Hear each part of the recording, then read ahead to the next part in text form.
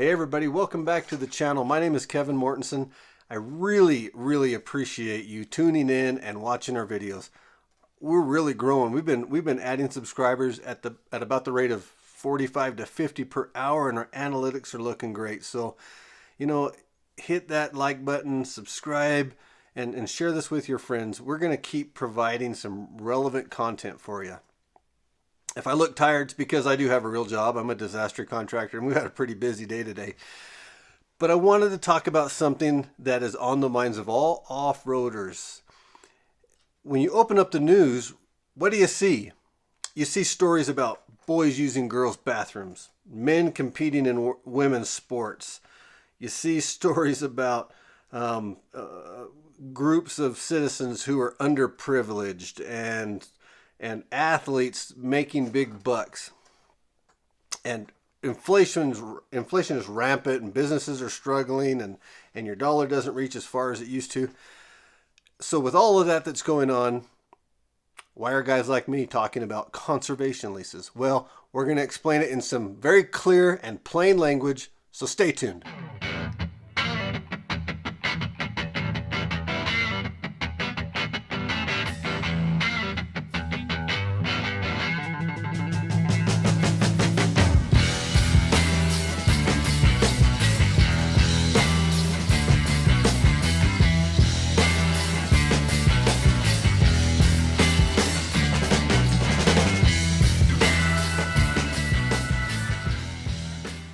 I want to make this as simple and as plain and as short as I possibly can.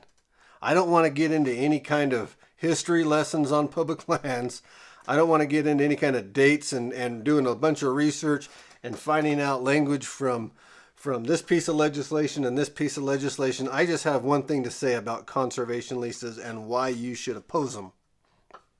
One, leases are critical to the maintenance of our freedoms when it comes to using public lands. If you're a rancher and you want to put your cows up on the land, up on a piece of BLM property where the grass grows tall, and if you're the BLM where you've got this piece of land that the grass grows tall and it's expensive to maintain land, and you got a rancher over here with these cows who are perfect land maintainers, then this is a perfect fit, right?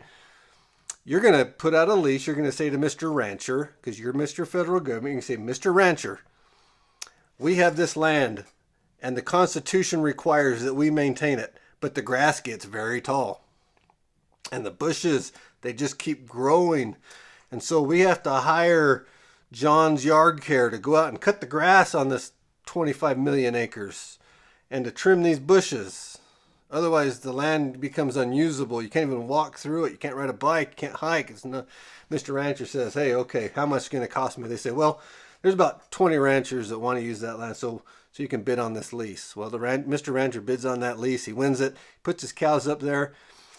His cows are getting fat. He's going to make a lot of money. You're going to get a steak in the wintertime. You're going to have that great barbecue, and Mr. Land Manager's doing his job because he's keeping the lands beautiful. Then you got industry saying, hey, we need oil. So Mr. Land Manager's saying, you know what, we got oil, but this guy wants the oil too, and this guy over here wants the oil too. So you can put leases in and we can let you get oil. The guy that wins the lease gets the oil. And then you got Mr. Battery Maker that needs certain minerals to make batteries, and this guy wants it. So Mr. Land Manager does the same thing, right? And the same with trees. You want to build some houses, make some paper, whatever, submit, paperwork, and the guy, the highest bidder, he wins it, and then you can cut down the trees, and then they're going to grow back, and the forest is maintained, and when the forest fires come, and see, we're doing our job as a land manager. Well, environmentalists, for some reason, hate responsible use. And so Mr. ATV goes and rides through this beautifully maintained land, and he stops his machine, and he goes for a little hike, and the grass isn't tall because the cows have eaten it, and he can walk in between the bushes because the cows have eaten them down, and he can ride his machine because he got gas because another guy's pumping fuel out of there, and he was able to start it because another guy got some minerals over here and he made a battery, and it all works together. Well, along comes Mr. Environmentalist, and he's saying, we don't want any of you here. We want this to be overgrown. We don't want anybody to use it.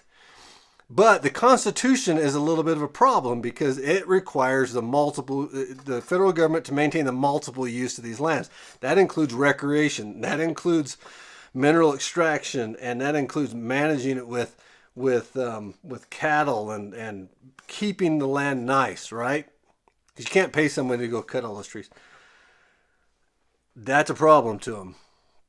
So they came up with this brilliant idea. He says, well, what if we can get the BLM to change a rule? We don't need Congress. We don't need the courts or anything. Let's just change a rule that makes conservation one of the multiple uses. So we're going to say not using the land is one of the multiple uses. And by not allowing us to not use the land, you're taking away our freedoms to have multiple use. Does that sound ridiculous? Well, I hope that sounds ridiculous because that is absolutely ridiculous, yet that is absolutely what we're up against.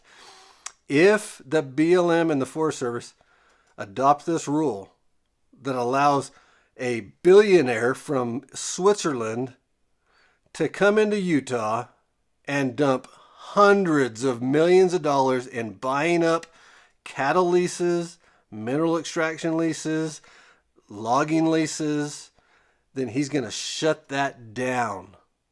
Because by rule, not using the land will become one of the multiple uses. That means no more hiking, no more mountain biking, no more off-grid camping, no more ATVing, no more backcountry skiing, no more snowmobiling, no more shed hunting, no more hunting. You see where I'm going with this? It's a huge problem. At the end of this video, I'm going to put a graphic with some information on how you can write to the BLM and tell them to oppose this rule. It's critical. It's critical. You know, in Utah, 85% of our land is public lands. If they start shutting that down, then they will completely destroy Utah, and they know it. This is money that comes from out of the country through local nonprofits that are set up legally.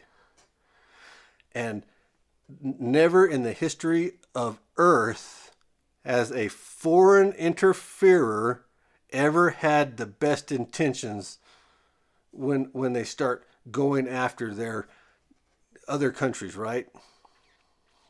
We know from history that this is not going to work out well. Anyways, friends, thanks for watching. Just another short video today, but conservation leases are bad. We need to stand behind the Forest Service and the BLM and tell them we're going to help you do your job. And we're going to be better at it, and we're going to be more studious and more judicious as we go about it. And we're going to write letters, and we're going to tell the BLM to not implement conservation leases. Y'all have a great day. Thanks for watching. Like, share, subscribe, and remember, check out Ride Utah on Facebook.